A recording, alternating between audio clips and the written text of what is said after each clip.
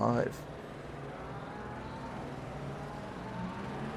Good afternoon, ladies and gentlemen, all around the world. Welcome back to Racetrim's second broadcast and the penultimate race of their second season. Now, the most important thing to mention, of course, is right now, of course, Le Mans is on and ongoing. However, 2,000 miles away, or 2,000 kilometers away, should I say, we are at the Hungaroring for our race with Racetrim. As it stands, 19 drivers all on the grid, all vying for position, points, prizes, and of course, pride. I'm joined by our resident commentator from last week, JP. Welcome, welcome. Hello, hello. It's great to be here once again. It's going to be one hell of a race, I think. Yeah, we've had a really good spread of split times from each of the cars in practice. We've had some relatively quick times on both race fuel as well as qualifying fuel, from what I understand. From a source on the pit lane. So we're interested. It'd be good to have an interesting race on this one. Hungaroring, naturally tight corners, not many overtaking opportunities, which means that strategy could come into play. With, of course, one mandatory pit stop in a 60-minute race along here. So we'll also be testing the endurance of each of the drivers as they do a full stint. For the race, but they'll be pitting mandatory for fuel only, not tyres. So it'll be interesting to see which cars do take fresh rubber. Ambient temperatures are looking rather hot with 28 degrees Celsius and track temperatures 37 degrees Celsius. So those tyres are going to be crying out for a little bit of help with those temperatures. Yeah, absolutely. There's rumours of people being called sadists and all sorts of things for the track conditions today. This is not a track that's kind to tyres at the best of times. I can't imagine that today is going to be much better. We're looking at a sweltering 37 degrees track temperature. I do wonder if that's going to play into some strategies. Obviously, we have a mandatory pit stop in this series, so yeah, lots of interesting things about to happen here as qualifying begins. Yeah, absolutely, and with 17 minutes, of course, the other thing to think about when it comes to, of course, tyre wear and the high temperatures is, making sure that you limit your mistakes, because, once the tyre wear kicks in, and it's a pretty technical track, you're going to have some drivers who may make a few mistakes. We have drivers with Racetrim of a variety of different skill levels, and, of course, part of the aim of Racetrim is to uplift those who are a little slower, help them out, help them get some pace up, especially with some of the newer members. And then as things go, of course, people naturally get quicker. But of course, we may see a few unforced error from those less experienced and even some of the old hands as well. You may find a couple of errors as well. Of course, I also want to mention a thing to look out for is for those Formula One fans cast back 5 years to the it's the 2020. No, was it 2020 or 2021 Grand Prix when we had a bit of bowling at the beginning. So keep an eye out for turn one. That's probably your best overtaking opportunity anywhere on the track. As we'll definitely be able to keep an eye on that throughout the race, let alone the start. Yeah, turn one is actually a little misleading. It does make you think of a track with a lot of overtaking opportunities, a lot of chances, and actually Hungaroring is nothing of the sort most of the time. So yeah, it'd be interesting to see how many people try to win the race in turn one. We often say you can't win the race in turn one, but perhaps they might think that's their only chance today. Quite a possibility. I think we will keep an eye out for our opportunists in the race. As we're now getting some banker times in, so currently with a 1:44.49 is Jake Robinson. Car number 3, he is driving the McLaren. Currently out on another lap as he's gone a little a touch wide, just into the sweepers there, but he's set the benchmark already with a 1:44.4. Yeah, we've seen some faster times in practice than that, but that seems a pretty solid start to qualifying. Jake obviously won last week. He's on a bit of a roll at the moment, and he just seems to be in tune with that McLaren, kind of always has been, so we await to see what happens with him. absolutely. We've got a few quick drivers here as well. A couple of drivers to keep an eye on is Stuart Woolley as well. Been there a long time, always been nice and quick. We'll also have Cam Waters and Borgir as well. Borgir has been rapid. Yes, Borgir was the pace setter in practice, so interesting to see his initial time in qualifying is 8/10 off the lead. Wouldn't have expected that. No, but then again, when you do try and set a bank lap, you don't go at full speed just yet. You just get enough just to keep that safe amount in, and then after which point you pull the hammer down, and then you really give it its best once the track is at its grip yes, it's at its optimum. He's already 7/10 up on this lap. Yeah, and Stuart Woolley has just leapt into the upper echelons as well with his opening lap. He's gone P4. There's an Uro. Let's give a quick shout out to our Indian representative. That is a very, very tiny gap from the lead. Very good time. Yeah, that's quite an effort from. That is Uro. just under 200ths of a second difference. This is what it's getting like in Racetrim these days. Incredibly small margins. Impossibly small margins. Purple first sector. Sector 2 is looking quick. And we're just going to see how the lap pans out. Looking at pace, it's a second faster than the banker. I think we might be in for a new pole time as he crossed the line. We are. There it is, he's done it. A 1:44.355, so that's a 10th and a half. But watch this. Oh yeah, Uru's got a purple sector 3. And Jake has just come across the line and just blown that away. So this is the competitiveness that we're sort of getting used to seeing in Racetrim these days. Yeah, 1:43.897, so we're under 1:44 now with our qualifying laps. That is a ridiculously good time for the spread here. So let's see if any of the others, especially those in the 44s, can even just get under that 44. Yeah, that's got to be the aim, I think, at this point. You're looking at most of the top end of the grid is going fast enough now to land in the 43s. Uro coming through. Ends up not improving. He started that lap well, but it just didn't quite end the same way. Yeah, I think it was invalid for a slight track limits moment there. So look who we've got on a purple once again here. Oh, yeah, here he goes.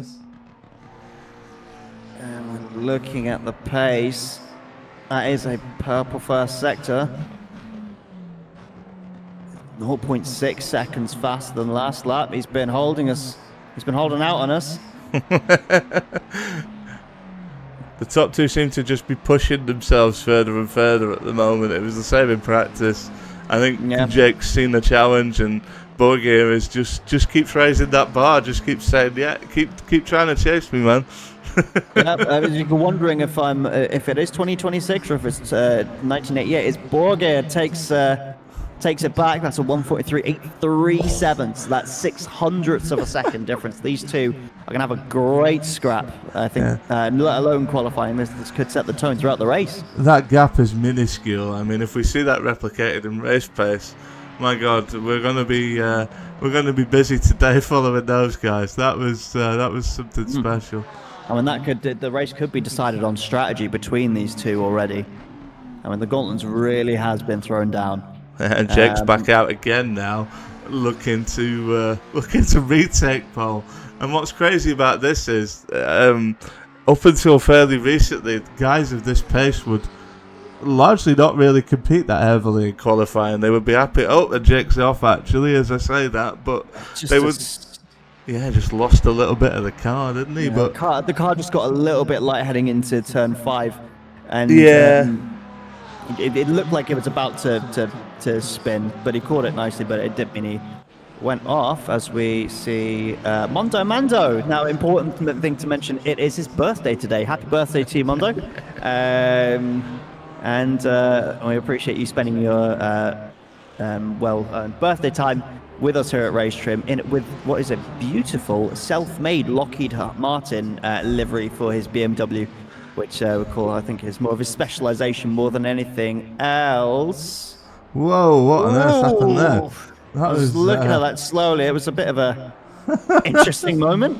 That's probably the slowest racing incident I've ever seen. That was. I mean, that was good on. It was Sam Zawissa, I think, who avoided that, or was that? Or it might have been Uro actually. I might have been Uro, yeah. No, it was Uro, yeah. Who took the avoiding action out of the pit lane. Cam Waters, another driver to keep an eye on. He's getting close to that pace. He is, yeah, and he wasn't here in practice, so that's that's us seeing his pace for the first time today. So that's certainly competitive. Let's ride on board for a lap, I think, just to see if we can really get an idea on the pace. So getting a really good in the action shot, hearing that Ferrari engine really get up to revs as we head up the hill. How's the commitment looking? Whoa, just a little too much. Just a little too much, I think. Yeah, you can just overcommit there, can't you? And I think he just lost his way a little bit. Just lost his way. This is on board with Stuart Woolley, who is trying to move himself up the board. There's not a big gap between a lot of that mid pack, so this could be a big push up for him if he can finish this lap. So let's see, where does Woolley end up as we head down the home straight? P4. Yeah, beautiful one. 1:44.380. So that's only a tenth away from Cam Waters. Yeah, it's crazy, the standard now. To sort of finish the thought I was having earlier, I think what we're seeing now is an increased competitiveness in qualifying, because as of this week, last to first runs are certainly discouraged, if not outright banned. You have to not qualify now to do a last to first challenge. So what we're actually seeing is all the top drivers setting times in order to be able to race each other at the beginning, and we're certainly going to get it today, because look at that top five.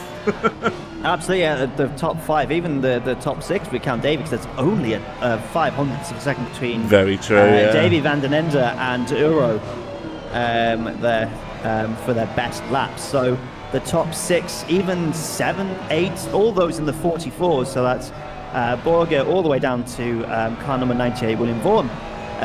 All under 1 minute 45 seconds, with the top two just that little bit further ahead, still that 600ths of a second between them. First car in the 45s with 6 minutes to go, so we're prepping for our final runs. I have Sam Zawissa, Max Herrera with 400ths again between the two of them, and another quarter of a tenth of a second between Herrera and Nabil Agnar as well. So really close for 9th through 11th. Yeah, you're seeing, I think, at the moment, probably 2 packs of racers, essentially. We've got the top 5, well, as you say, pretty much up to the top 8, really. And then probably from about 9th down to 15th, it's grand. It's not like the gaps between those are huge either, but it's crazy what we're seeing. The standard we're seeing, Racetrim has improved so much over the last 12 months. The standard of racing now is ridiculous.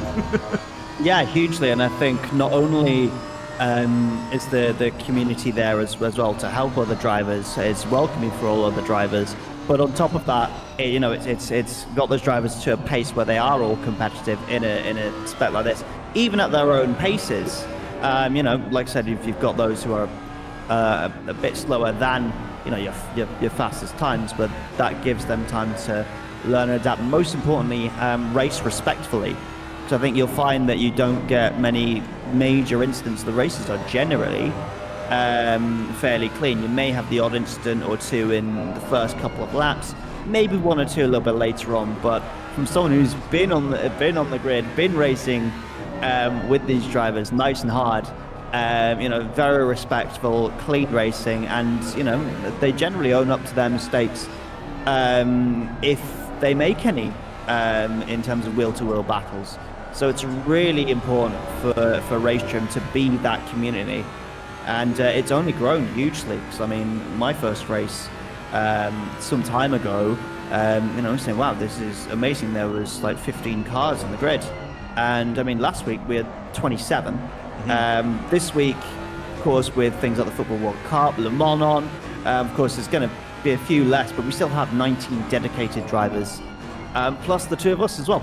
Yeah, I mean, we're entering into a time where I think we're sort of expecting a bit of a lull. It's the summer for most of us. I mean, we do have some people in the southern hemisphere too, but yeah, like we are expecting a bit of a lull. But still, 19 drivers on a Saturday night, plus 2 commentators that would normally be racing, is a pretty good turnout. Really, I think we're doing really well. I think I've been in Racetrim now for just under a year, and it's a wonderful community. We've got some great people here, and it just shows. And not only do we have great people, but we have great drivers too. You're seeing that, the evidence right in front of you right now. Yeah, absolutely. Sorry to cut you off.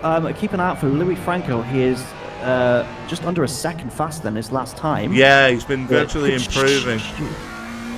Looks like he's going to shoot him up. Should push him up just a going through fair the way. last corner. Thinking it's probably going to pop him in the top 10 possibly. As He's we in get a slightly bizarre no man's land at the moment, actually. No. Yeah, look like the improvements come through. He's pushed himself closer to Dr. Bones. They're kind of the end of the second pack, but even they're only under 2 seconds off the lead, which shows the standard we've got at the moment. We have Jake attempting to steal pole. There is almost nothing in this. I wouldn't like to say which way this is going to go. He's going to improve. How is it going to look? He's done it. He's taking it back. 1:43.7. Barely. That is insane. Another 600ths of a second between Robinson and Borgir again in the other direction. This could go either way as we get, 2 more push laps in, one after the next, or a cool down lap and a last push lap. So how will Borgir respond? Well, judging by the times that have gone in so far, it'll be about 600s faster. It's insane what these two are doing. They're just dueling. They're just dueling lap times, and even behind them, look at the gap there. 3rd, 4th, 5th, 6th, 7th, 8th. It's only even down to 9th where Sam is. Yeah, it's half a second between 5, 6 cars. Yeah, it's absolutely crazy out there right now. We have an improvement so far for Neo Nilsson. Yeah, Nilsson is one of our newest racers. This is only his second race with us. He had a pretty impressive showing last week, and he's been putting the time in pretty much every week. We always see him in the voice chat. We always see him on the servers putting laps in. He's made an interesting decision to switch to the Ford today, which I did not see coming. So we'll see how he gets that through. Oh, he's just lost his lap, has he? Or did he? I'm not sure. Either way, I think he's lost enough time to not improve on that one. He just puts the power on a little too early. The Ford, being the Ford, it just goes wide. It had a little more patience on the throttle, however. It's all what happens when you learn. Yeah, well, I'm a regular Ford driver, so I'm very familiar with that sensation he's just had there of the car just sliding away from you when you least want it to. Now looking at Tomasz Kluge, once again, a slightly more recent addition, I think, or is yeah, it he's with us sort of intermittently. He had a very good race last week and the week before. This is not his favourite track. He has been very clear in stating that. So yeah, just gained 0.4 of a second on that final corner alone. Keeping himself 16th though. Let's go to Vaughan because Vaughan is our founder, of course. He's the founder of Racetrim and the Racetrim app. This is his first race back for quite a while. He's P8 at the moment, but he's showing pace here that could move him up. We'll see how he does off the last corner. Given how tight that is. Up to P6, yeah. Yep. A 1:44.405. That's only 25 thousandths of a second away from Wooly. Yeah, that's crazy. Wooly and Vaughan were the first Racetrim guys I ever met, and somehow they're always close in time. It's crazy. Oh, it looks like we might be getting an improvement for Cam Waters as we do just run on board. It's getting midway through the lap. The first sector has been looking good. Just going through the S's now. Just got to have a little lift. Patience with the car. Pushing it through. And then we get to the final part as we go under the natural amphitheatre. That is the Hungaroring. You'll get a vantage point from the seats there of basically any part of the track. Maybe with a couple of trees in the way for the back parts of the track. But you generally do just get a good view all the way through as we head through. No, he's not going into the pits. The last corner, keep it tight. And patience on the throttle, keeping it use as much curb as possible. And stays third. Yeah, the gap was just too big to make up, it looks like. But still a solid, just about 2/10, maybe two and a half tenths between Borger and Water. Especially in the context of this race, like it's been a crazy qualifying. Jake is on pole at the end of it all. We do still have a few cars out on track, but I believe we've seen the last of the laps. I'm just trying to work out. I think Matty looks like he's on a lap. The last one coming through, I think.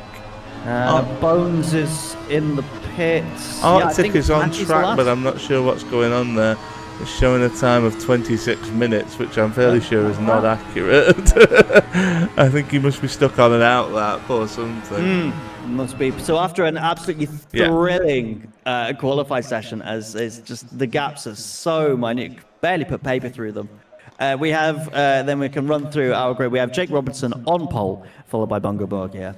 Cam Waters and Davey van den Ende. Big shout out to Davey in a Mustang, holding down the second row. Stuart William Vaughan are veterans of Racetrim in the third row, 5th and 6th.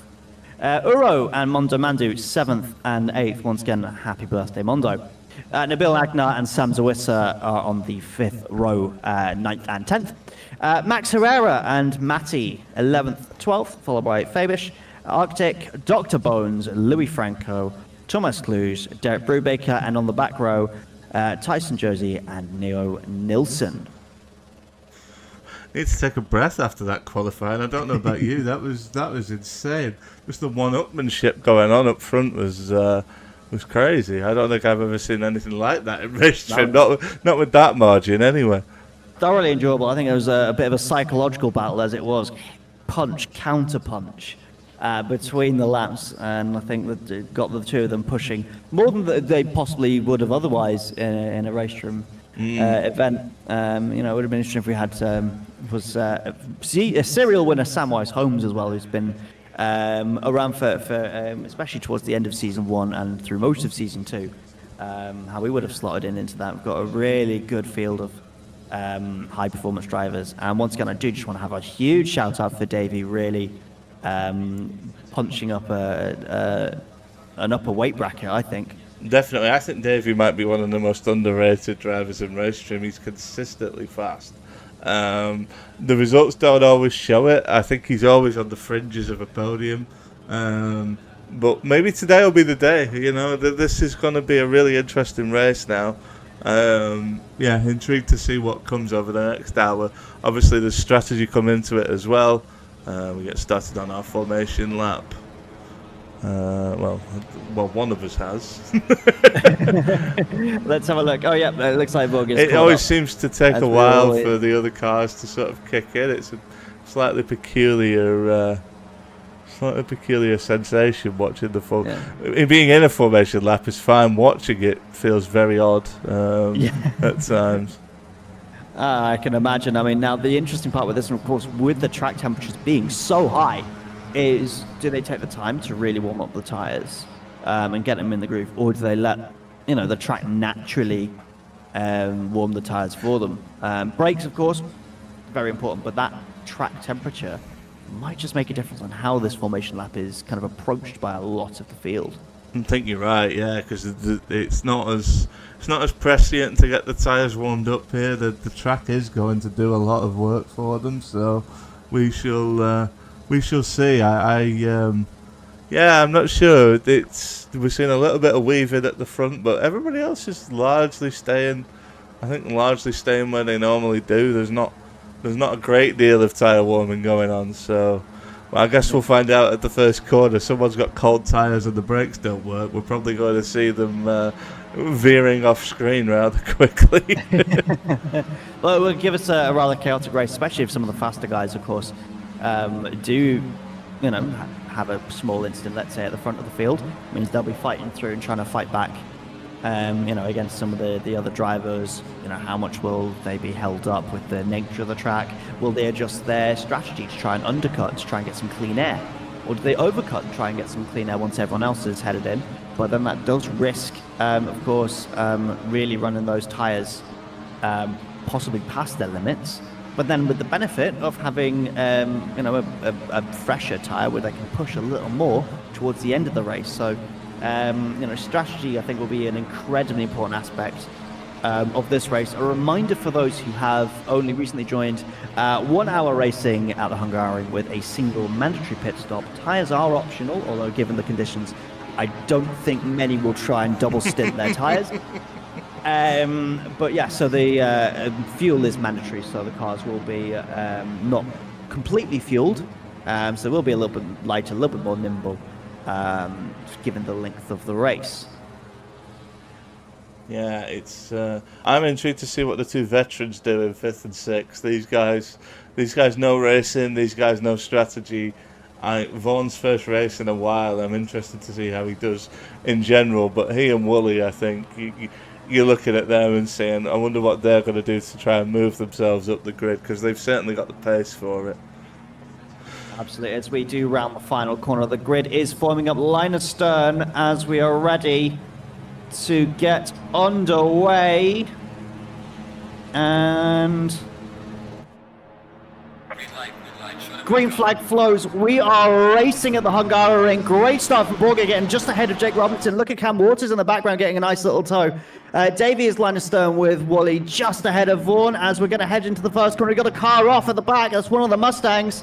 It is. Not sure who that was, but we do get around the first corner generally cleanly. And don't tell me who I don't actually know which of the Mustangs it was. It may have been Derek. He's down. I think it, yeah, or it might have been Arctic. Actually, there was an incident between. Yes, on the front of Arctic's car. It's a touch of. It looks like it's a touch of Mustang on Mustang crime. It was Arctic and Bones that were involved in an incident. We can actually see a replay of that whenever you're. Absolutely, when you are ready. So we got the start here. So yeah, it's between the two. But so you're watching Bones in the pink, and he's coming down. He's pretty much in the middle. Oh dear! Oh my goodness! Yeah, you just see Arctic lose it on the right. Yeah, he is into. Bones is definitely an innocent party as part of that. That was a big one. Yeah, neither's come out of that too well, I don't think. I'm surprised they didn't collect anybody else, but it appears everybody else is it looks like it's at the moment. On the majority has been left fairly unscathed. Of course, Arctic will have to be fighting a little bit more with a bit of damage on the car, so there might be some repairs in the pit. But as we start to round off our first lap, Robinson has maintained his lead. From pole. Borge holding off in second. Waters the first three, keeping the same. Wooly has taken 4th place away from Davy van den Ende, and Vaughan retains 6th. Uro and Mando generally keeping things fairly similar between the look at that top dive. 10. My goodness! Oh, he's missed it completely. He's into the tyre wall, and there's a few others gone with him, it looks like. Yeah, Davy's gone a little bit wide, but that was he missed his braking point. Did he try and make a lunge? That was a peculiar one, wasn't it? I don't know what happened there. Now optimism for sure. I'd be definitely optimistic on that. Shall we have a little look and see? He's getting pressure from Mondo now. He's got Mondo up right behind him, and Mondo is going for the move, and he's through, but he's got Davey in front of him. So this is wow. It looks like he just in a replay on my screen. It looks like he's missed his braking point a bit. Let's take a look, because I only really saw him go past like a missile. I didn't really see what. Sorry, that's. So this is a little bit afterwards. This is a different incident, it would appear. I'm not sure. I'm not sure. That was also denoted as an for... accident on our screen. I'm not quite sure. Yeah, so you're looking for car 67. So that one of Brooker, he's now languishing down in 8th place. Oh, here we go. This is, I think this is the incident. So we got Borgia chasing Robinson. The gap is quite large, so I'm surprised he even went for this. He goes for it and just. That looks like he's missed his braking point and I would had to agree. take avoiding action. Yeah, I would agree. So we've got this huge battle going on in the sort of pack now. Oh yeah, we've got Davey having a fight with Uro. Uro's setting some beautiful pace. He is, yeah, he's driving very well. Davey just holding the racing line. Is he going to try and hold it round the outside? He is, but he's going to run out of room, I think. Yeah, very respectful. Good defensive work from Uro. Is Davey's going to have another go into the left-hander here. He makes the lunge. Oh, so close between them. There's a pack of 3 or 4 there that are just basically following each other for the moment. It's because of the battle, here's Mondo just in the background having a sniff, seeing if there's anything he could do to really get involved without compromising his own race. But Davey's got back up to pace. He's going to have another little look at Uro just ahead. Not much is going to happen at this part of the track unless there's an unforced error. So just keep it clean at this point. One after the other in a nice line. Yeah, I think we're seeing people sort of submit to the track right now, realising the overtaking opportunities aren't there. Just hold your position, wait for someone to make a mistake. You know, just hold your position, stay alive. You'll get your chance. And we've got a move here a little further down the path. Yes. Just ahead of Herrera, and it is Agnar. And it's Borgia as well. Agnar, stuck in that. And Z and Max are all in a pretty big quagmire here. It looks like Borgia is trying to make his way back up through the field. He's driving angry right now because his pace is ridiculous. So definitely trying to make amends for what happened one whole circuit ago. It does not feel like just one lap ago. Might be 2 laps actually. As the 2 Porsches have a little look. There's Zawissa trying to go for the move on Max. As Nabil Agnar does make the move on Borgia, so he still gets ahead. Those two are having a nice little battle. Still not a full pelt as the 2 Porsches still having a scrap. Zawissa's getting involved in there as well. Yeah, Zawissa, the 2 Porsches. There's a hell of a lot of good pace around here right now, and everybody's getting to know each other, I think. Yeah, so just to run through your top few drivers, of course, Robinson now 2.2 seconds ahead in the lead, ahead of Cam Waters. Stuart Woolley has capitalised on the hectic last few laps. He's holding off 3rd place, just ahead of Warm. And of course, you have Uro and Davey still scrapping away at 5th and 6th place. Both of them are on personal best laps for the race. As we see Mando and of course the scrap Agnar, Borgia, Herrera, Zawissa is your top 11. Move from Max. Can't tell if he's got it done. It looks like he might. We've got Zawissa looking fairly racy behind. Borgia's holding the inside line. Is Herrera going to hold it around the outside? Still going for it. He's going to have the inside for the final corner. I think he's going to hold it. I think he thinks better of it. Borgia still has that pace. It's just the car is not agreeing with him. You can see the damage on the front. As you see the 3 of them going to make their way down. That Porsche's got legs. Here he goes. Max is good on the brakes of the Porsche. Let's see if it benefits him here. Yeah, that's a beauty. That's a beauty. But Borgia's coming back at him. Yeah, he's going to have to run because of the cleaner exit. And is he going to try and make it? Nope. Herrera's having none of it. Wonder how much Borgia is suffering with damage after that big impact on the tyre wall earlier. It looks to me like he might just be struggling for pace a little bit. I think that's a lot of the cause of pace issues there is from that. It was a heavy impact to the safe barrier at the end of turn 1. After, I think could have either been a lapse of concentration, it could have been, start of the race, cold brakes, or just not expecting Jake to brake when he did. But either way, the damage is really playing its part at the moment. The front a little crumpled, as now he's holding up a train of cars. Still in the top 10 for now, because Sam Zawissa is looking hungry. Yeah, it's hard to know which to follow here. You got Mondo all over the back of Davey. You've got Z all over the back of Borgia. And somebody all over the back, all over the back of Sam. The other Porsches all over the back of Sam as well. It's looks like Arctic's joining in the fun after his issue at the start, looking to make up for his moment fighting with Bones, who is down in 15th place. I wonder how... Oh, we have a car in the pits already. It's Borgia. Yeah, he's clearly decided he can't carry on with that damage. This is going to be an interesting one, though, because now if he's changing tyres, he's going to make his tyres last 50 minutes in these temperatures. That's a big call. It's a very early pit stop, so the call is either, if he's continuing racing, is just repair the damage, go back out and take another stop later, or change the tyres and hope a new set lasts until the end of the race in 50 minutes plus 1 lap's time. It's going to be an interesting one, that. I'm not sure which he's doing. I'm just watching his pit time. Obviously, we don't know how much damage he's got, so it's difficult to ascertain whether he is changing tyres as well. So given that part, let's just see if we've got anything on there. Starting to calm down a bit now. You've still got Mando and Davey. They just seem to be drawn together.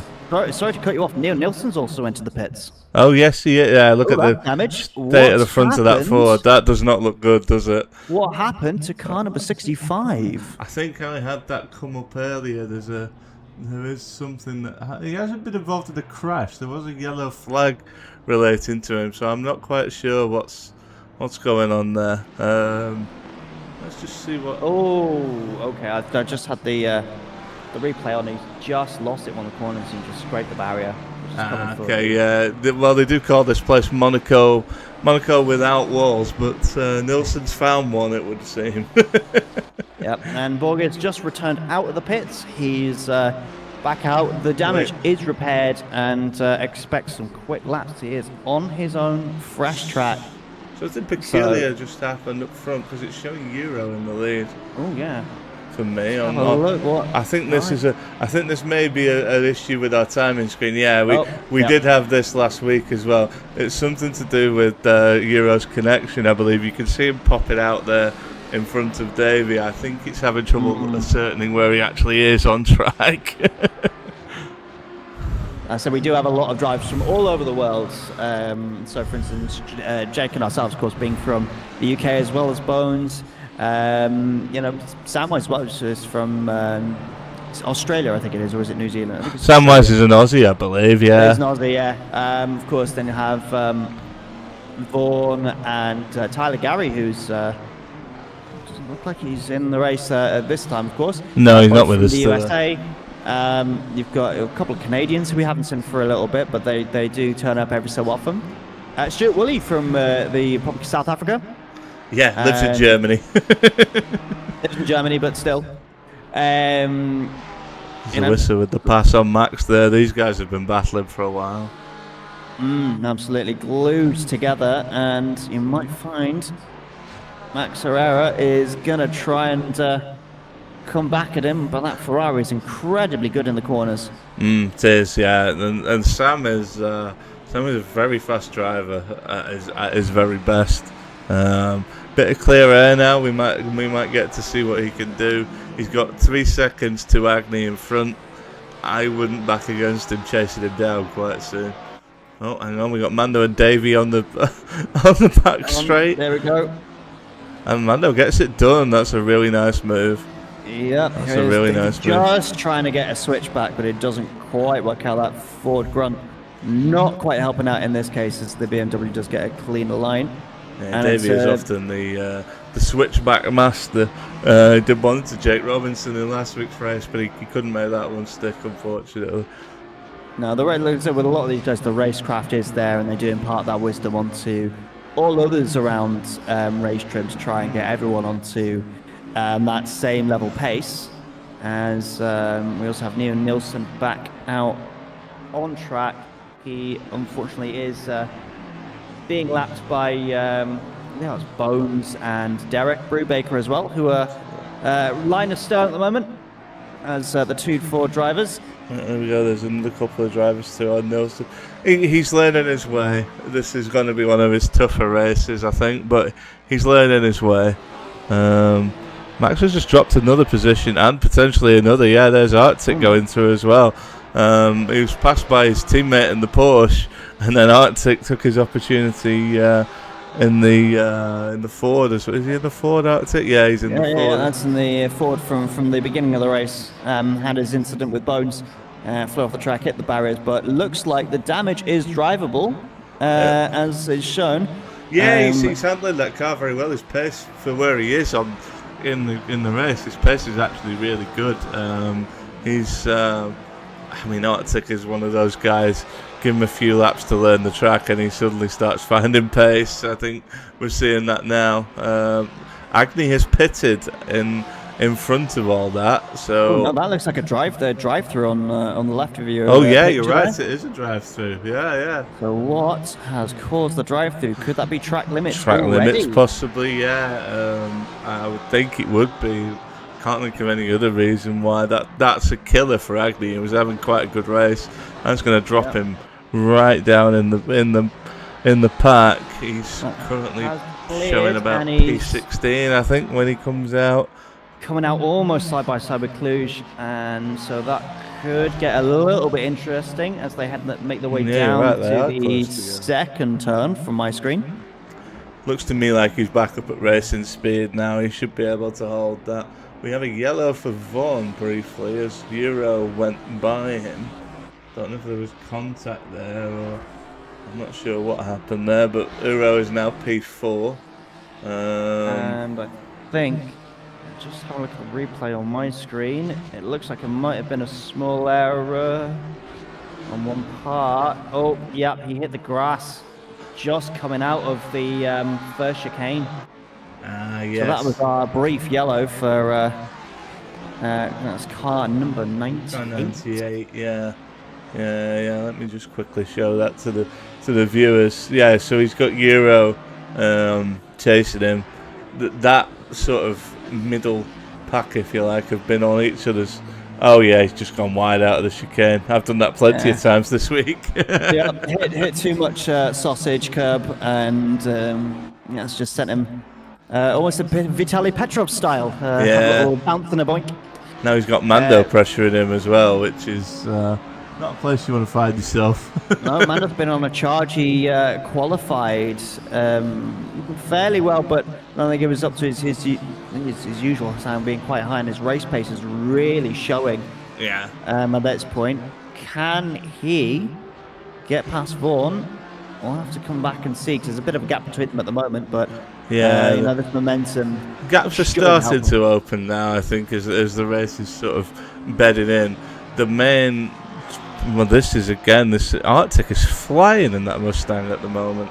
He's closing everybody down in that midfield pack with his race pace.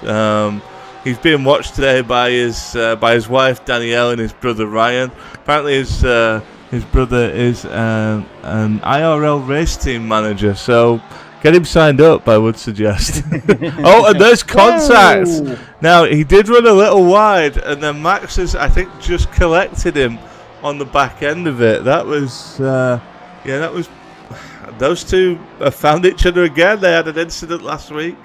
There's one this week. That looked like a big hit to me. I don't know what you saw. Let's have a look at that again. I want to really look through that. As we see on the replay, the two of them. He just goes a little wide. He just goes a little wide, Arctic, I think, on the exit. A bit like Vaughan, a little bit. Yeah, just loses the shape of the car a little bit. Sideways. Yeah, and then Max has just hit the back wheel. Not sure if that move was on. I felt with me, I'd have personally held off and unfortunately just taken that. It was an opportunity, but it was a gap that never really was there. As we see, Arctic's being pressured by Bones. Yeah, Bones has found. Looks like he's found the pace of that Mustang now. He's been pretty rapid the last couple of laps.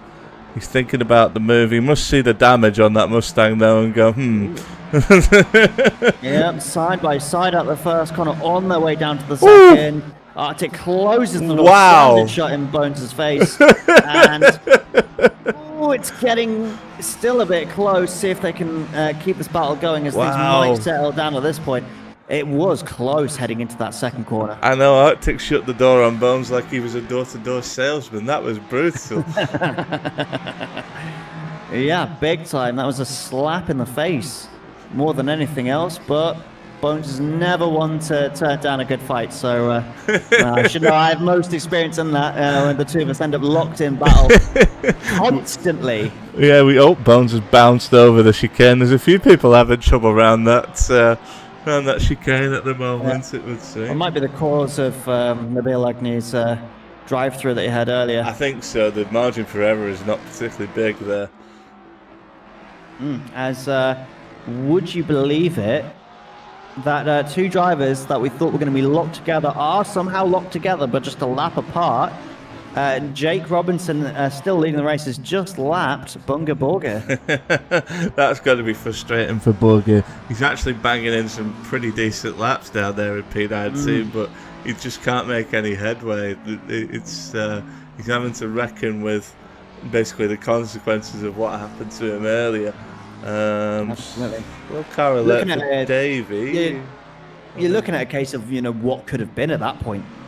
For sure, yeah. I mean, he wasn't far from making the move stick. That's the crazy thing about it. But it's just small margins.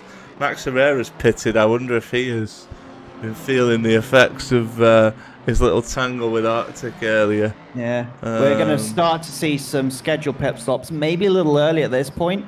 But you may find those that were willing to go for that undercut. As just having a look, Herrera stationary in the pits. Doesn't seem a little bit of damage on the front end, but that could be a result from his incident with Arctic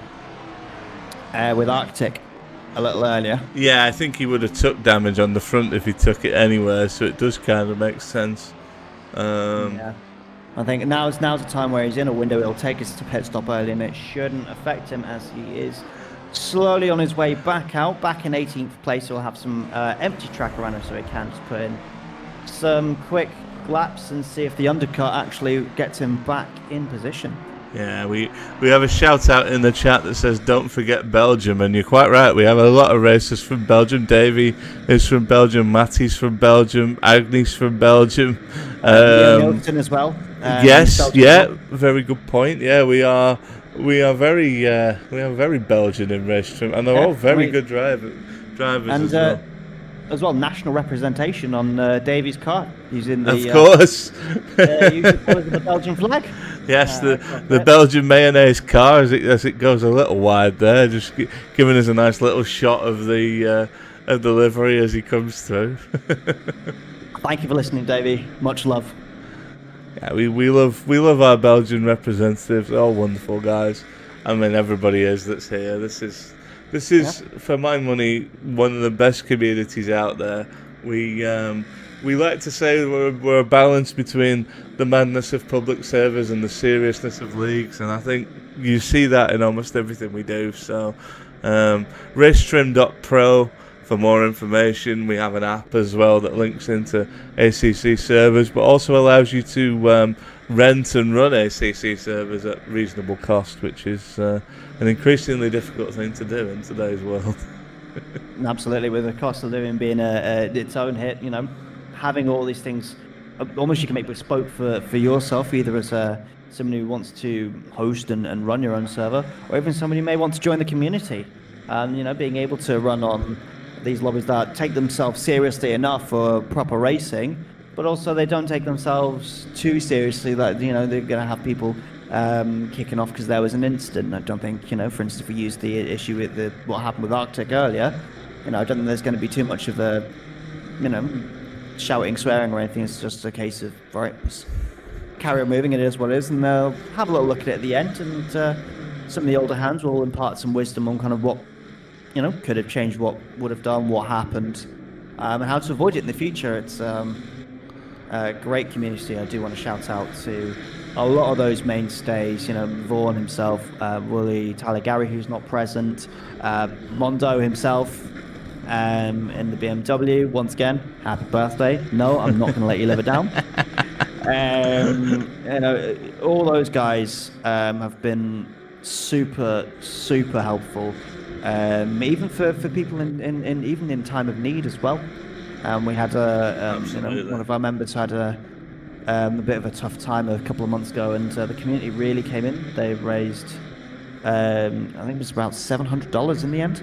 It was a very large amount from an awesome community. I cannot stress enough how good that community is. Absolutely, man. It's full of great people and full of great drivers, and we're just fortunate to be able to comment on it and be involved in it. And yeah, we have a great time here, and wonderful people, all of them, and it says a lot that we can be this competitive on track, and yet there'll be a wonderful atmosphere in the Discord after the race. This is what we do, and it's a pleasure to be here every week. There's no place like it for me, especially in online communities. As we say that, Max Herrera coming out the pits after an early pit stop has set a 1:45.7, which was a lot faster than his previous laps while it was in traffic. So expect him to gain as part of the undercut. It's just how will that shake out at the end of the race? Yeah, you've got Max and Borgia that are essentially both trying to do the same thing, and they're both significantly faster than the cars around them. It's just whether it'll be enough to push them as far up as they need to get. So we wait and see. It's actually calmed down a little on track now. The main battle seems to be what we're watching here. P4, P5 and P6 all in pretty close formation, but Uro's doing really well to hold off the two behind. Yeah, he's really shown a lot of pace, especially in the last few. Yeah, yellow, that's Nilsson. Really come through. What's happened with Nilsson? I think he's just struggling. Still going around, just struggling with the car a little bit. If switching to the Ford is a bold move. It'll probably pay off for him long term, but I imagine it's a bit of a struggle today. Matty has pitted from the midfield, so I think that will be the first one that Herrera and Borgia move past in the stops. See Max Herrera again. Another 1:45.7. That was 1:46.0. Sorry, that one's just updated on my screen. Yeah, still nice and quick. Borgia 1:45.2. And there's Hugo going up into P3 with a move on Wooly. Beautiful move around the outside. Didn't see that one coming at all. No, that was a great move. That was fantastic. Wooly have and an Vaughan answer. behind is thinking about a move, is he?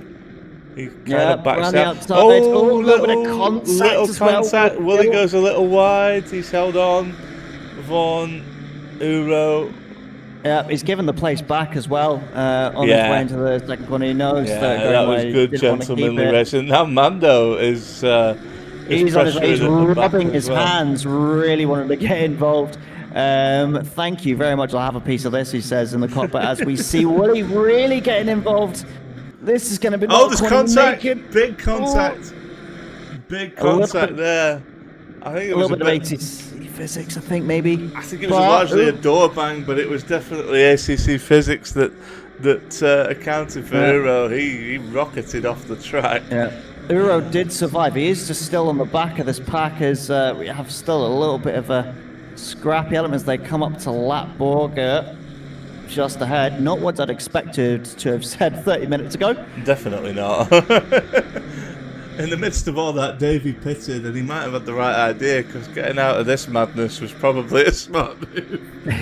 Yeah, keeping it out and keeping it clean, although that was I must admit, into that corner, it's a bold place to try and make a move, but, you know, a lot of trust between the two of them shown. As how will Brooker affect this? Will he let them all by, or will he have to let them try and make their way past him? Good question. We're not immediately clear, are we, on this at the moment? I mean, it's probably only just got within lapping. Right? This is where it gets awkward, because obviously, we got more yellows. I think there's been an incident further down the track between Collusion. Agnar just looking a little slow.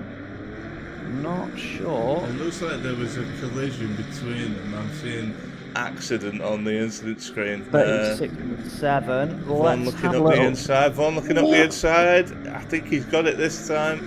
Yeah, little contact. Oh, he's off! Oh my goodness! Oh. He muscled his way through. Oh no! Oh, oh no! Big impact. Uro straight through him. Oh, that's a bad one. That's a bad one. Uro's really been caught in the water. They're both dead by the looks of it. Yeah, that's. Oh no, that was just. That was insane. Well, I know that's something we're definitely having a little look at there. My goodness. We probably need to see that again, don't we? So we got Vaughn pushing Wooly for the position, and I thought he got it done. There was a little door bang, but nothing too out of the ordinary. It was perfectly fine. Look, so he makes the lunge here. He's not quite side by side, but he does get on the little brakes. Connection. But then what happens to him? Here? He just goes off, and that just spins his rears up, and that was. And then we get a yellow for. Well, I guess this is that. This is the row. So much happens in such a short space of time. It's actually hard to know which replay to queue up. There's about 5 from this incident. Really good move between that and then. I think it's bad luck as much as anything. I don't think he's seen him until he's almost round the corner. Yeah, it looks like there was absolutely nothing that he can do. It'd be interesting to see that in the replay from the driver's perspectives. Well, in fact, we might be able to do it. Can we do it with replays? With that, though, I do want to say that Louis Franco has caught up to Vaughn as well as Derek Brubaker. So you wonder about the damn well. Vaughn is now pitting, as are Arctic and Dr. Bones. The pit and Mondo. Wow, okay, the pit lane just got very busy. Well, halfway through the race, it's kind of it's what you call the optimum time to try and pit for most of the field. So watch the timing screens shake up a bit for a couple of laps, and as they shake themselves out, see how the strategy plays itself. Poor there's not much you could have done. I think he was very unlucky there. But still soldiering on, and I do want to say great sportsmanship from Vaughn. When he came back on track, he didn't go past Uro, he let Uro go before he did. So great sportsmanship shown from Vaughn as well. Yeah, he sets the standard for this community, as you would expect. I think we got a problem. Yeah, there was a little problem there for Fabish, because Uro's took P5 now.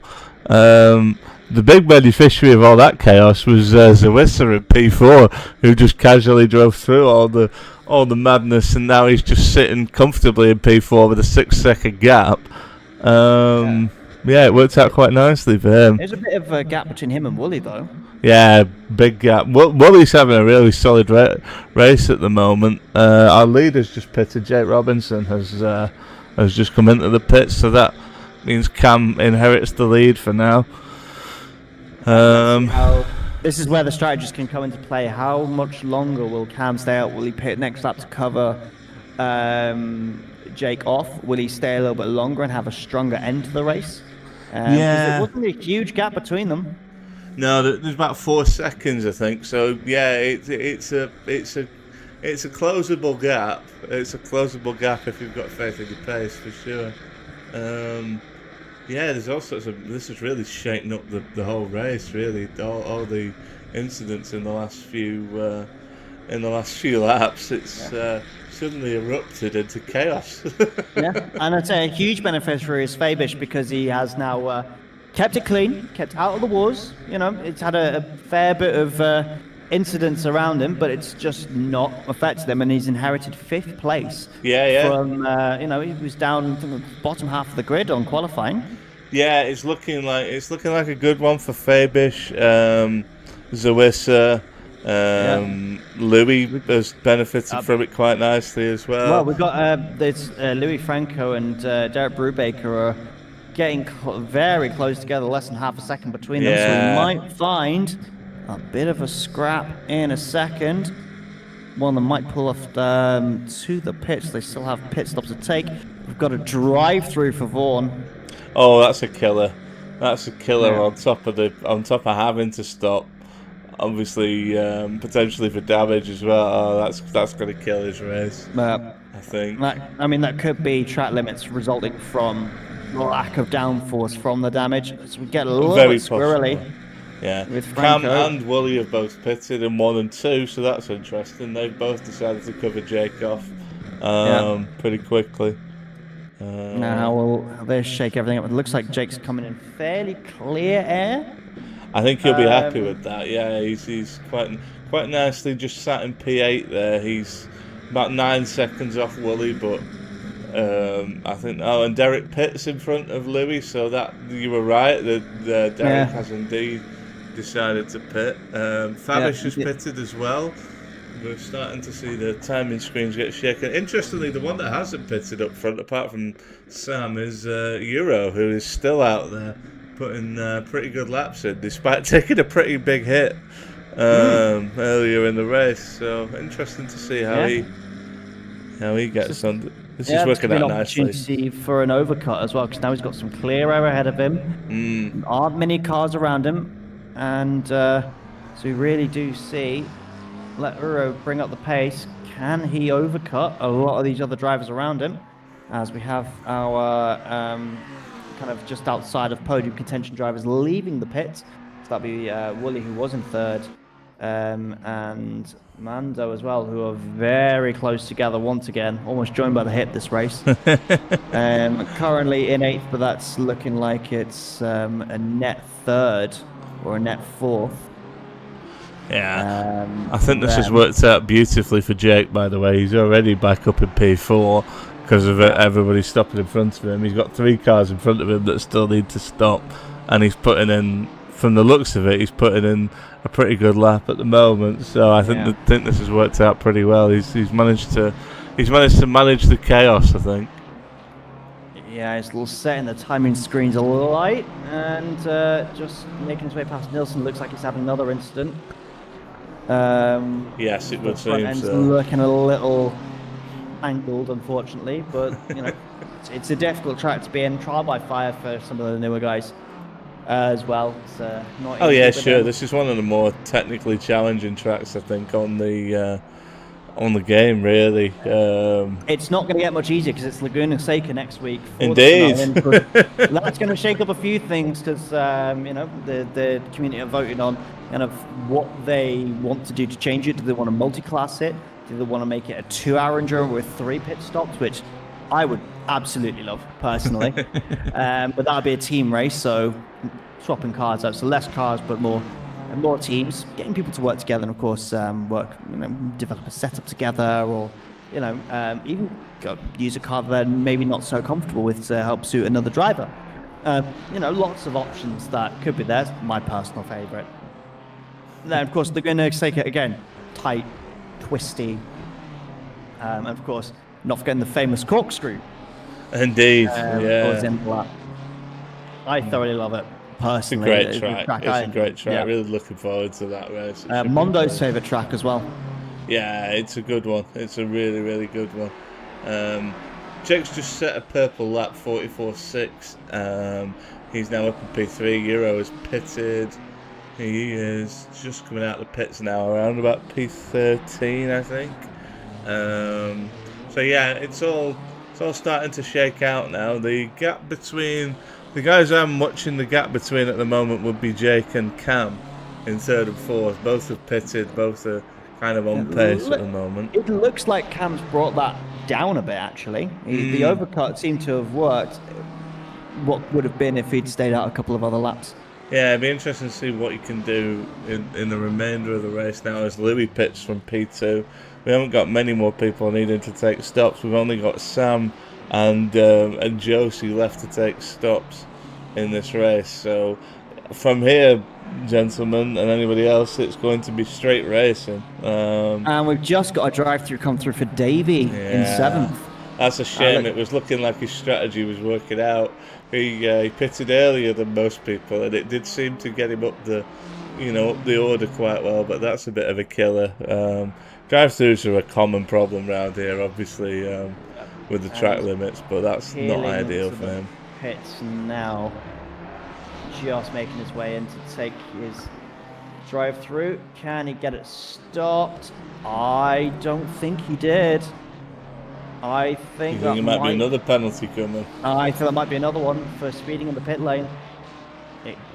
Just seeing it on my screen, it just looked a little too hot in there. So we got Mondo and Wooly again, by the way, which will be no surprise to you. It's getting close. Within inches of looking around the outside. Is he going to have a go? No, wrong part of the track. There's not really been an opportunity for him yet. He hasn't really. Yeah, you were right about Davey. That's a stop and go 30, and that's a drive-through for Louis as well. This is going to shake up the midfield a little bit. What on earth is going on here? They're lapping Nilsson, obviously, and it just became a bit of a tough one, that. Almost side by side there. Where's Louis gone? Where has Louis gone? Yeah, I think he's got. I might have disconnected on that. Yeah, that's an interesting one. I wonder if something happened there. Yeah. But yeah, no, it's painful for Davey to get that. I thought that might have been the case when I'd seen his pit entry, and just unfortunate. And finally, Zawissa pits from first. Now he's pitted way later than everybody else. Now he does have a habit of doing this. He likes the pace at the end of the race. I think my only thing with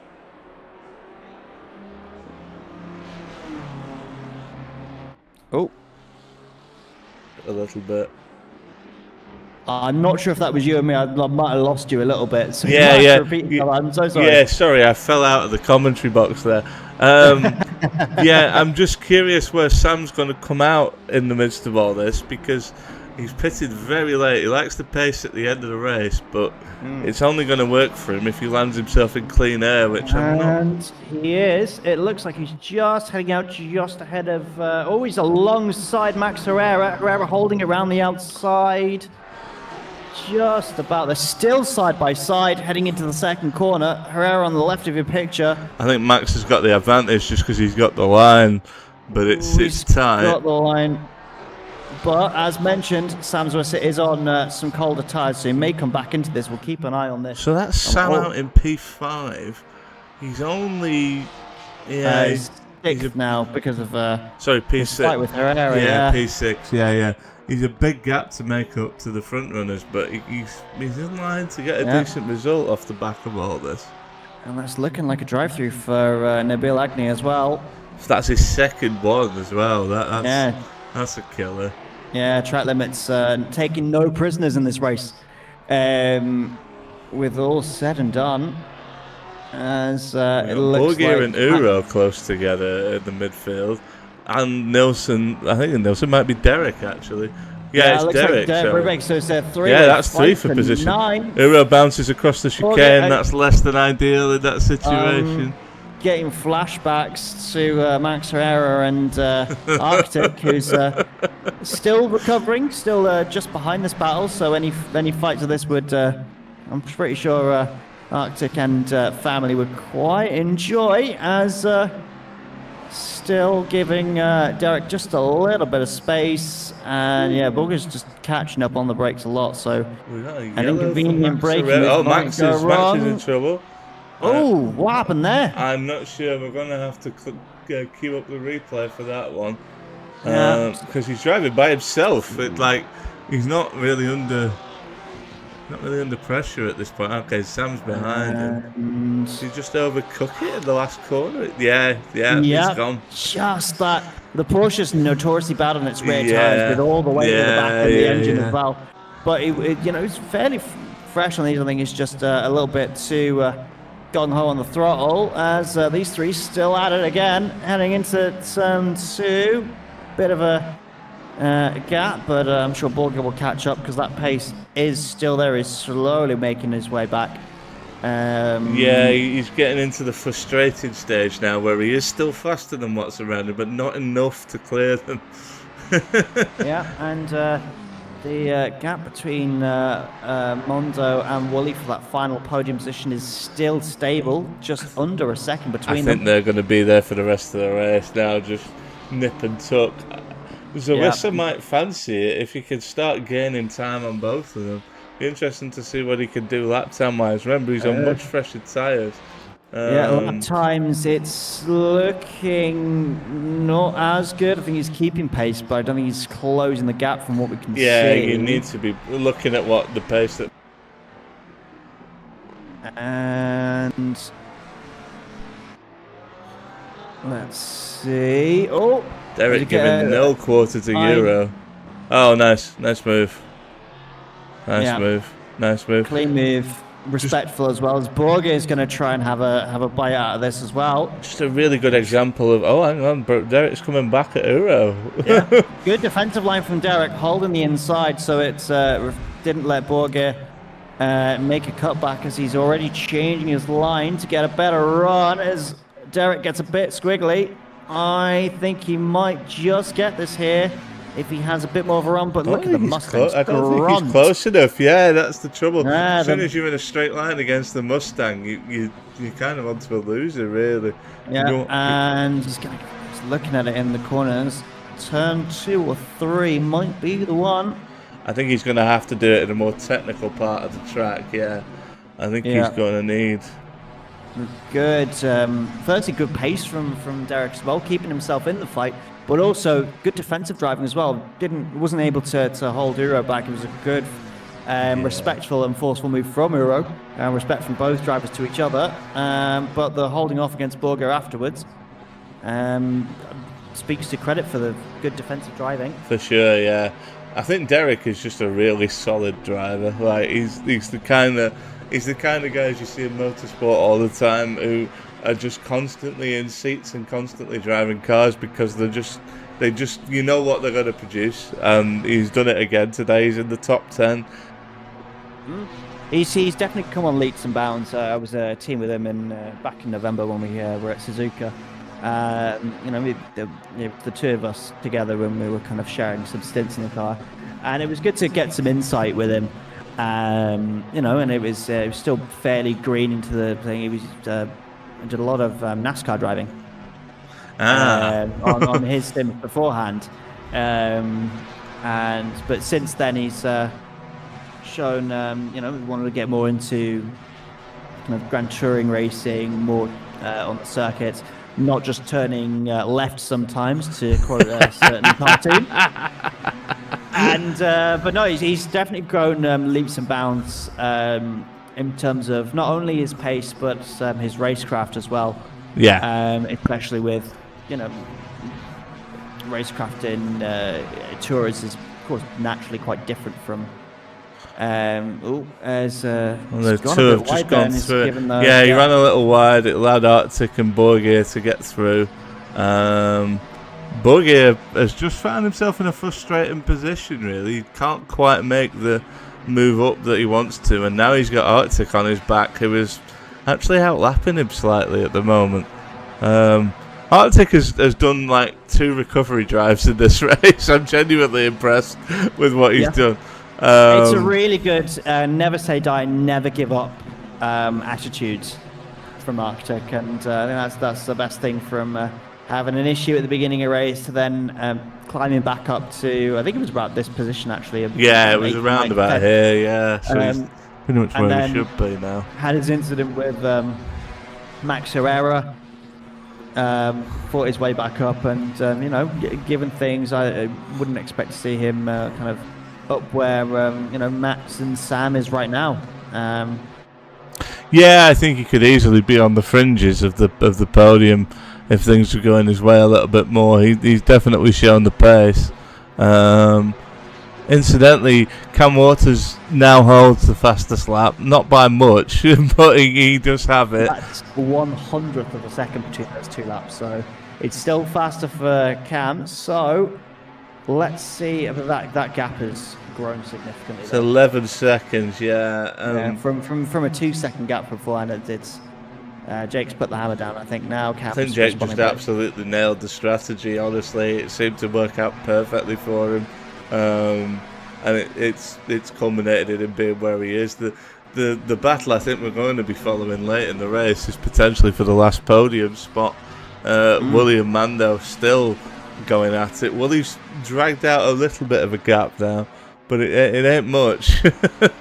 No, and one mistake could change it for either way. Very because true. You've got a 30-second gap between them and Sam Zawissa. So they're that top 4. You know, it's unfortunate the podium's not 4 drivers large, but unfortunately someone's got to not make it. The other fight at the moment, of course, Arctic, Derek Brubaker have been joined. They're still with Borgir, but he's made his way. Yeah, Borgir has carved out a little bit of space for himself. And got Euro is caught up and he's just lapping Nilsson at the moment. He's made that stick quite nicely just ahead of this battle. So how will Nilsson get involved? Might be a boon for Arctic or Brubaker. Well, yeah, you can use a lap car quite sensibly in these scenarios. Now is he going to kind of let them go, or is he going to just kind of continue to let them make the he's going to let them move? go here, but we'll see.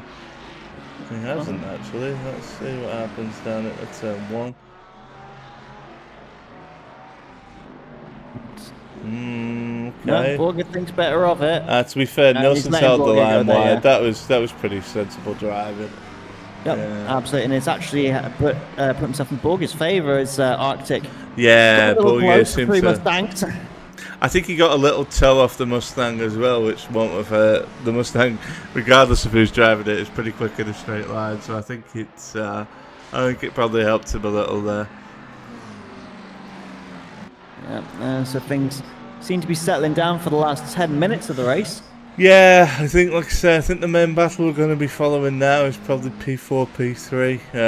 And these guys, Arctic and Brubaker, just seem to be matching each other, so neither's really making any gain on each other. Unless something dramatic happens, like with Fox last week, where he had a spin late in the race. I think we're largely set at the moment. And we're getting back to the times where, the tyres are starting to get a little old, they're getting worn, it's hot, so temperatures might be a little higher than expected, so you may find a few more mistakes just in the last, or you may find a little twist towards the end, but yeah, that's true. The track hasn't cooled any from the start of the race. We're still driving on 37-degree track, so I mean it's certainly going to be having an impact now.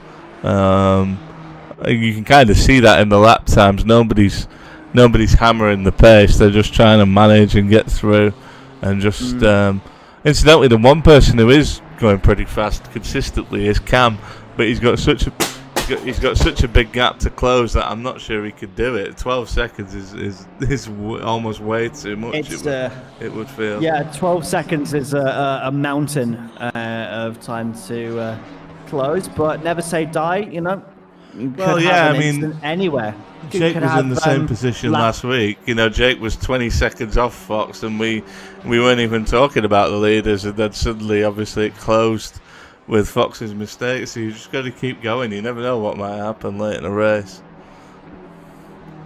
Absolutely, and of course, lap traffic could come into play as well. Yeah, we're starting to see that now. If you look around the middle of the lap, there's an absolute glut of cars next to each other. And Arctic has a drive-through now, which is... Yeah, I was just about to report that. I've made a difficult job worse. It's been almost a race to forget. He's certainly been involved in a lot today. We've been able to talk about him quite a bit, but perhaps not in the way that he would have liked us to. No, absolutely. In that using the beautiful Proton competition livery as well. When the Mustangs were announced, when they were coming back to the GT3 category. It's from an incident at the beginning of the race to having an incident with Herrera, which I don't think was his fault at all. Even going a little squirrely, it was definitely a victim and all that. And fortunately, drive-through, I think that'll be down to track limits.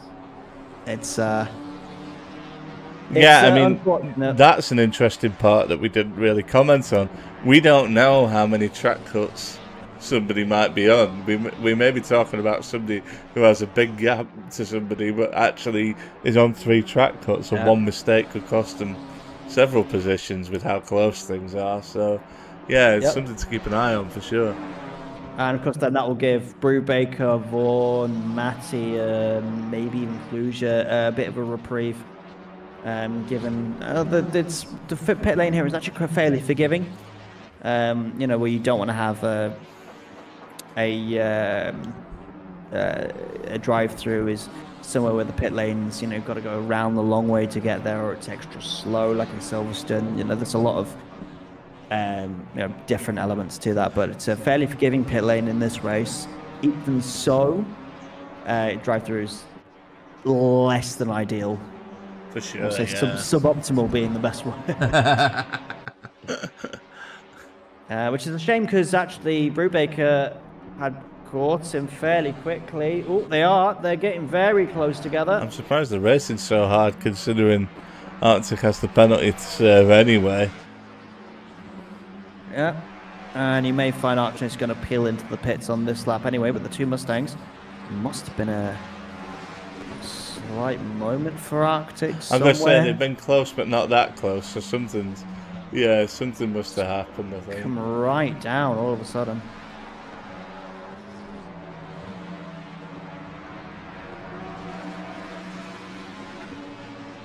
Arctic doesn't come in. He's only got 3 laps to serve that drive-through, so we will be seeing him at some point. And if he doesn't, that's going to be another twist to the race. Your leader, Jake Robertson, has a drive-through. See, this is what we were just talking about. We can't see the number of penalties somebody's on. So interesting. So that is gonna 12-second gap. That is going to evaporate in the course of a drive-through. So does that hand the race to Cam Waters? Quite possibly, because you're losing a fair few seconds to the pit lane. And it may be a case where, if Jake just finishes the race in position, that would convert itself to a time penalty, which point, I think would be about 30 seconds, which still would guarantee that Cam takes the win on that front, which might even promote Woolley. It's going to be tight into second place, maybe even knock Jake off the podium entirely if Mondo pushes him. And he's getting Mondo a little is pushing closer. Woolley right now. Mondo has took about 2-3 tenths out of Woolley in the last couple of laps. In fact, that gap has just shrunk to almost nothing. I don't know if something happened to Woolley there, but that gap suddenly went down to like 0.3 on my timing screen after being like 0.8 for most of the last lap. The battle, just to cut you off, sorry, the battle between Brubaker and Arctic takes another twist. They both have drive-through penalties now. Yeah, they're going to be racing in the pits now as well. Now, what I'd love to see is the view from the back of Woolley's car back towards Mando. We can really see that gap. Let's see if we can do that for you. There we go. Perfect. Look, great view. As you can see, Mando just underneath the rear wing. Now, if they can really keep pushing the pace, Woolley got a really nice exit there. He got a lot of time back. We've got another. I think Arctic has pitted, has he, for his? No, it's a disqualification. Yellow. That looks like his. Oh dear. He didn't serve it. Didn't serve it right. Time. Derek's just took his drive through. He's still racing. He's still on track. He's just gone past the. He's just into turn 1 now, but it's showing on the timing screens that is. You're quite right. Yes, he has been DQ'd. Yeah, for not serving his penalty. I did think it was odd he didn't serve it in the prior lap when we were watching him come through. Just to also note further down the board, I believe Euro has just passed Bones. We didn't go to that because we're watching this battle, but that's... Well, I mean, Jake has just served his drive-through. According to my screen, he's down in P4. Yeah, that's what I'm seeing. What is... You can just see him there in the back of your picture. You're right. Just this is coming out going of to turn be... one. This could be one hell of an end for this, for these spots here. 2, 3, and 4. I think we know who's going to win the race, but this is going to be some battle now, because Jake is going to be driving like a man possessed to close this gap. Yeah, just to get himself on that podium after being on fire with his pace all through the race, from practice, qualifying, his stints, his strategy. But at the end of it, it's the cleanest driver that wins it. And he was walking away with the race, like it wasn't even a question, really. It's crazy that's likely cost him now. I mean, you never say never. We don't know what Cam's on, but like it's. I mean, to be fair, Cam still holds the fastest lap, but it's down to 1:44.3.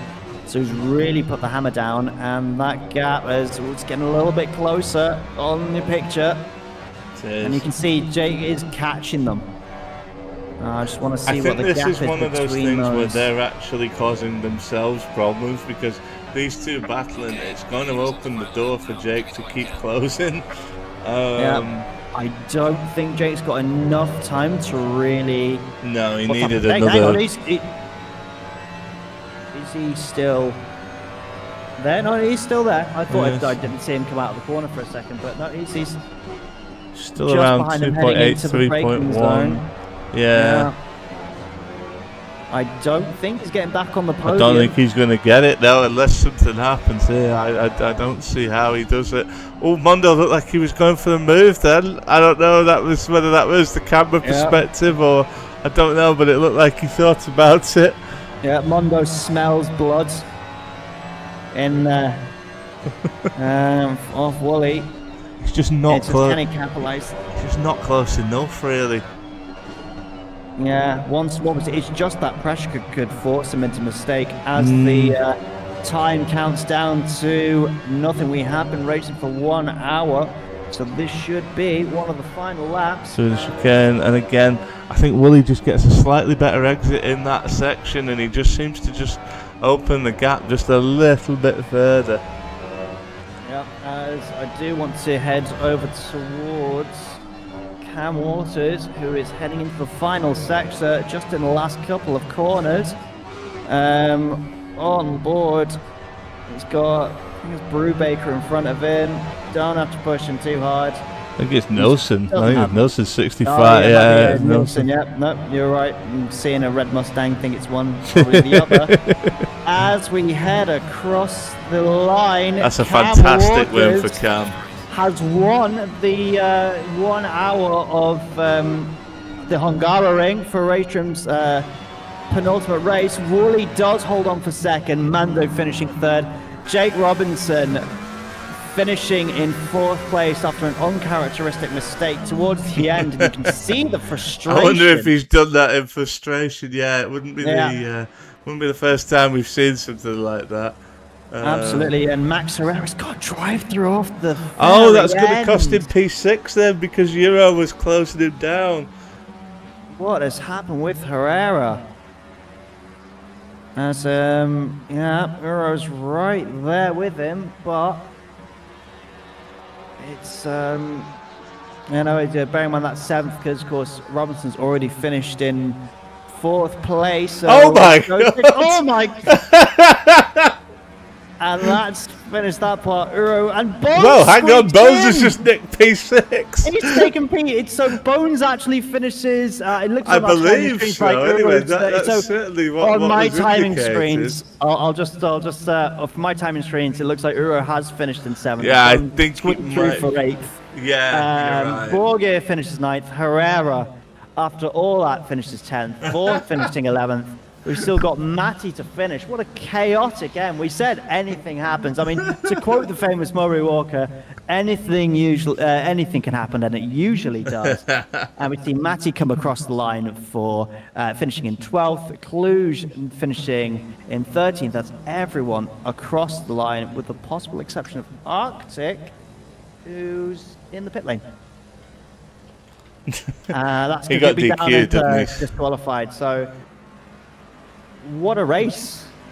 What a chaotic end to it all. It all kind of happened. The great battle we thought we were going to have with the top three ended up being between Wooly and Manzo, which finished 1 second between the two of them.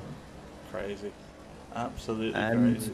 So I think it's probably a good time. Let's see if we can get our top three into just answer a couple of questions, see if we can get to our podium. I will Just gonna see that now, see if we can get them in. Just give me a second. If necessary, we can drag them by force. I want to give them a little bit of warning before I use the hand of God to get them in. Let's see here. Right. Okay, I'm going to just give them a little heads up.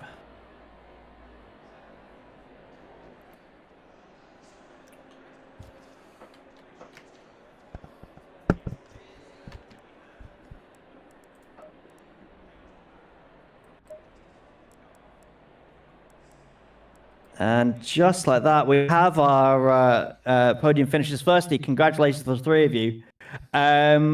Let's start with Mondo. Firstly, happy birthday. Thank you. Informed just before. I may have mentioned it a couple of times earlier on in our stream.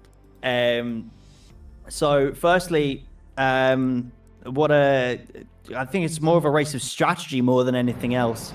But you were more or less in a dogfight throughout the whole race, coming back from nearer the back of the kind of back of the top 10. Where did you unlock the pace? How did that change from race pace to quali pace? I think my quali was okay, actually. I was shooting for a 44, and I made it, so that was cool. Yeah. But pace-wise, first stint was all right. I was dropping back a little bit, but the car just felt great, like midway through the second stint. It gripped up well, and I was just locked behind Wooly in like a 1 second delta, just give and take the entire time. It was a lot of fun, though. Yeah, we had our eyes on that battle a lot, throughout most towards the end. And we had the little issues with because Vaughn was there with you. Unfortunately, there was an incident between him and Uro. I think it was overtaking either yourself or it was Wooly, I think. So yeah, we had eyes on that battle all the way through. Gave us endless entertainment. And yeah, and we were thinking outside the podium, and then all of a sudden, taking third. Not bad at all for a birthday race. Yeah, I'll take it. It was pretty lucky. Unfortunate for Jake, he got that penalty near the end. But I was really looking forward to that four-car battle with Vaughn and Uro, but maybe next time. Absolutely. Speaking of then second place, Stuart Woolley. Firstly, pretty clean race overall, and I think that's what got you that podium position, pace and cleanliness overall. How did that go in kind of from your perspective? Yeah, I mean, it's Hungaroring, one of the dangerous tracks when it comes to track limits. So it very much is a race of attrition, also because it's just so hard to overtake on this track. So when overtakes do happen, they're usually quite desperate and aggressive. So really a race of attrition that you have to keep clean, like you pointed out. Nearly didn't happen in lap 2. I don't know if you guys saw exactly what happened, but on the first lap, the braking markers were taken up for T1. So when we all came around on lap 2, the first few braked at the right moment, and then Davey Mamira and many others behind him seemed to not get the memo that the brake boards were taken out. So that was That was the first big brown pants moment of race of attrition's almost over. Yeah, I mean, we were firmly concentrated on Borger missing the braking point because, as you said, the brake markers had been taken at the start. So of course we were firmly going, my goodness, this second place is flown off, and thought lapse of concentration or something like that. But of course you mentioned, of course, moves are quite I think we'll say handled with urgency, especially when it's not the first corner. Vaughan making an awesome move on you in the second corner, and then just what looked like to me losing the rear wheels right in front of you. Yeah, exactly. I mean, you said it was a clean race earlier. It didn't feel like it because of that 1 or 2 laps. The contact with Uro, he telegraphed a dive one on the second to last corner, did one on the last corner. That caught me completely by surprise. So I thought I'd switch back, and then his car was still there when I turned in. And then it's Uro, right? Uro's very aggressive, and this is an aggressive track, so I knew I had to get him back. This was going to be the battle for the podium once we'd seen Borger had lost it. Really tried to keep with him, knowing that Vaughan was also being really aggressive and putting his nose there, so if I backed off or let Uro have it, Vaughan would be right there, exactly as you say. I have to look at it. I need to make sure it's clean going around the outside on T1. I knew I gained an advantage, so I backed off. And I knew Uro was aggressive, so I was really mean to him and just put him in the awkward situation of, this is the equivalent to a dive bomb. One of us have to back out, and it's not going to be me. So I managed to have it on him, and I thought, yay, that's it, I've got the podium. And then Vaughan comes out of nowhere with the dive, and it's like, oh, for heaven's sakes, this isn't over yet. And then Vaughan hops and skips over the bumps, goes out, and then it is over. Oh, God. Yeah, it was spectacular racing. It was one of the highlights, certainly of our from our perspective as well. And I want to bring ourselves, of course, to our winner, Cam Waters. Firstly, congratulations on the win. Oh, thank you very much. I think we were, when we were following it, there was a bit of a. You were fairly close to Jake throughout a fair bit of that, and then I think things changed on strategy when you kind of got a bit of an undercut, or you got an overcut between the two of you. The gap seemed to grow a bit. Did you think the race was kind of, you were going to settle into second place at that point? Yeah, at the start, I pretty much already conceded because I pretty much took the wrong setup into the race, and I kind of I just try to maintain the same pace throughout the whole race, and try to push too much, because if I didn't, I'll probably lose a lot, and then the cars behind are going to catch up to me. So I just try to set up my tires to the end of the stint. Yeah, how did you manage the tires through the heats and the type of track that it is? I just watching the throttle, coming out corners, not braking too hard, braking a little bit earlier before the markers, and just try to just ease my way through mid corner exits as well. But yeah, it was a struggle because it was so hot, and I realized that my tire pressures were not high enough to get enough grip. But I adjusted that for my second stint, and I was a lot faster, but it was a bit too late. No, I mean you'd set the fastest lap of the race by a good, a couple of tenths of a second. But I do want to. My final question for you will be: when you saw the penalty coming for Jake, what went through your mind in that moment? Actually, I didn't realize it was a drive-through, because I don't usually have too many HUDs on my screen. Okay. So I realized when he pitted, I was wondering why he pitted, so I quickly had to look at the timing board, and I realized he had a drive-through. So I was really fortunate about that. Just again, it's just one of those things where you have to look out for track limits as well on track, especially in this track, because it's very so many corners where you can go run a little bit wide. But yeah, I'm just glad I kept it within the track. Absolutely, and what we were saying across the thing is, being a race of attrition, as Wooly has said, it was going to be the cleanest drive wins, and in this case, cleanliness helped with pace, even with a slightly off setup, which may have actually played a little bit in your favour given that. But yeah, it's a well-deserved win. Congratulations. Thank you so much. I'm very glad to win this. No worries. I'm sure we might see you again next week for Laguna Seca. I am looking forward to that. As am I. I'll be on the grid for that one, so that'll be good fun. It looks like we've got a couple of other speakers here. Arctic, firstly, that was a entertaining race for yourself. What happened? Oh my goodness, that was the most entertaining and the worst result I've ever had with Racetrim, but it was still a lot of fun. I'm headed down immediately after this, talking at the pit box here, to head down to apologize to Bones for the first lap. That was, I think that's the most egregious thing I've seen or been a part of, and it was my fault. So I'm headed straight to Bones after this. I've discovered that talking while racing is definitely not beneficial for your race results. In that first lap incident, I was talking about tire pressures to my wife sitting next to me, and then in the I DQ'd at the end because I was talking out loud about steering wheel options and what sort of upgrades I can make. I wonder why, because we'd seen that come through and think, okay, come in the next lap, and the next thing we're seeing is a disqualification, but you're still on the track. So wasn't sure what happened at that point, but. So you had your incident with the start, and you know, one thing we'd said is a lot people in Racetrim, they do own up to their mistakes, they go and apologise, and I'm glad you've kind of confirmed that in the first spot. A little bit later on in the race, you had a moment with Max Herrera, kind of halfway through the lap, where you had a bit of a spin. That seemed to be I'd say almost like a lapse in one end, kind of what went through your head when you'd had that contact. How bad was the damage?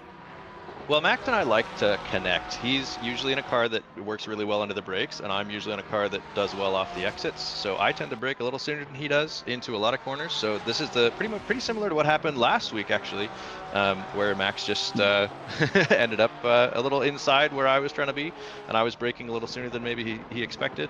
I didn't get a lot of damage from that contact. It was only about 2 seconds of time, but I already had. I think I had like 12 seconds from the first lap.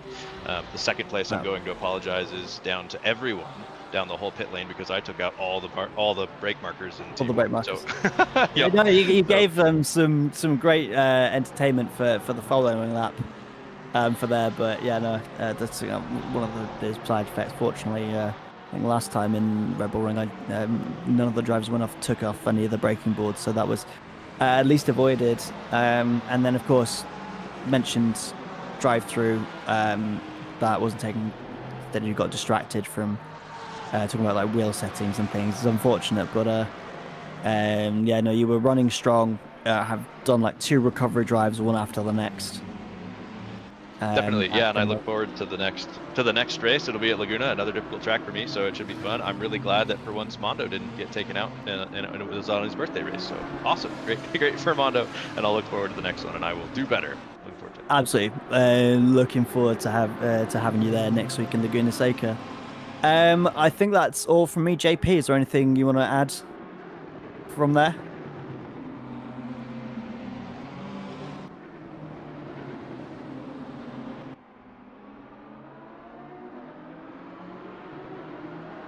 It was a lot of fun.